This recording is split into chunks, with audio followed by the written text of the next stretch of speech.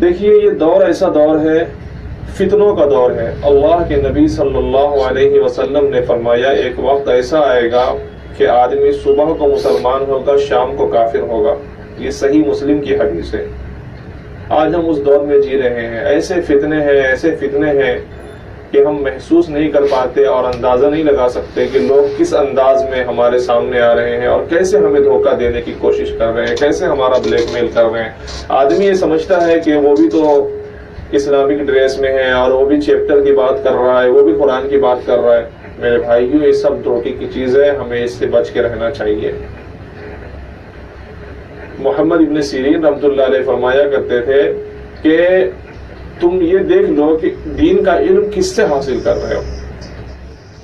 اگر ہم نے دین کا علم حاصل کرنے کے لیے صحیح آدمی کو نہیں چنا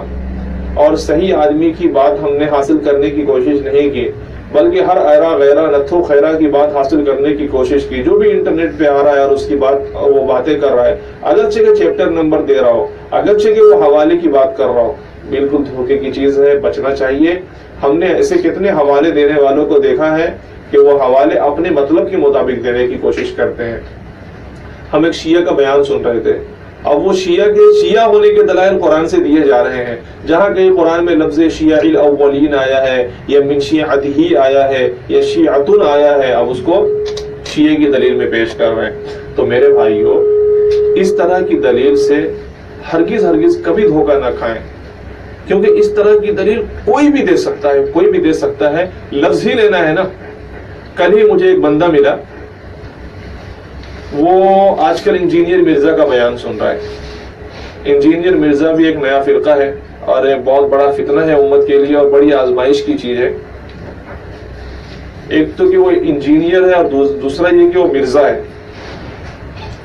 اللہ بچائے مرزاؤں سے۔ ایک تھا مرزا غلام احمد قادیانی،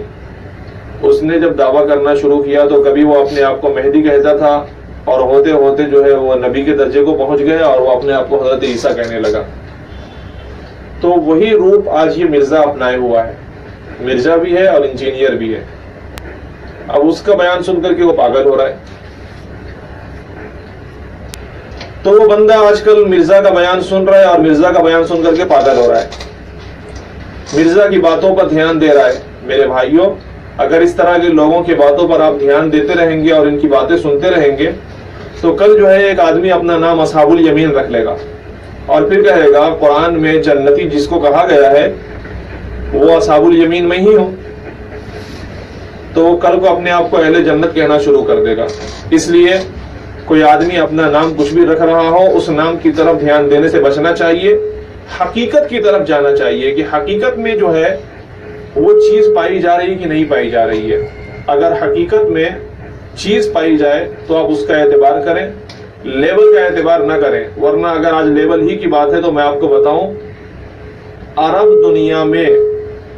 جو کھانے پینے سپلائی ہو رہے ہیں ان پہ بھی جو ڈبے آتے ہیں، ڈبے پہ لکھا رہتا ہے،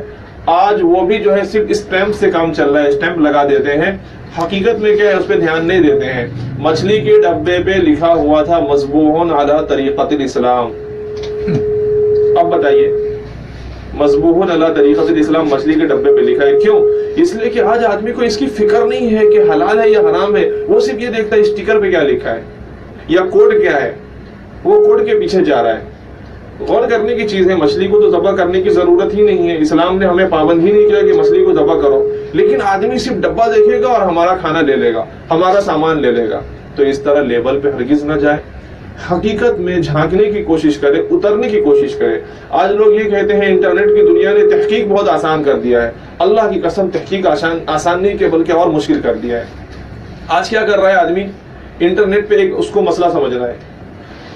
4 آدمی کا بیان سن لیتا ہے، پھر اپنی طرف سے ایک مطلب نکال لیتا ہے۔ ڈاکٹر نے ایسا کہا، انجینئر نے ایسا کہا، پروفیسر نے ایسا کہا، برادر نے ایسا کہا، مولانا نے ایسا کہا، مولانا کی یہ بات اپنی جگہ ٹھیک نہیں تھی، وہ جو ڈاکٹر کی بات ہے زمانے کے لحاظ سے بالکل ٹھیک ہے، لہٰذا اس بات پہ عمل کر لیتا ہے، اور اس طرح کر کے وہ آدمی ایک نیا دین بنا لیتا ہے۔ اس لیے دین وہ ہے جو اللہ کے نبی صلی اللہ علیہ وسلم لے کر کے آئے تھے، ہمیں اسی کے مطابق دین پہ چلنا چاہیے جو دین اللہ کے نبی صلی اللہ علیہ وسلم لے کر کے آئے، اور اسلاف نے جس دین کو پھیلایا اور اماموں نے جس دین کو لکھوایا اس دین پہ چلنے میں بڑی عافیت ہے، اور اپنے طور سے سمجھ کر کے جو دین پہ آج چلنے کی کوشش کی جا رہی ہے اس پہ چلنے میں بڑے نقصان ہے،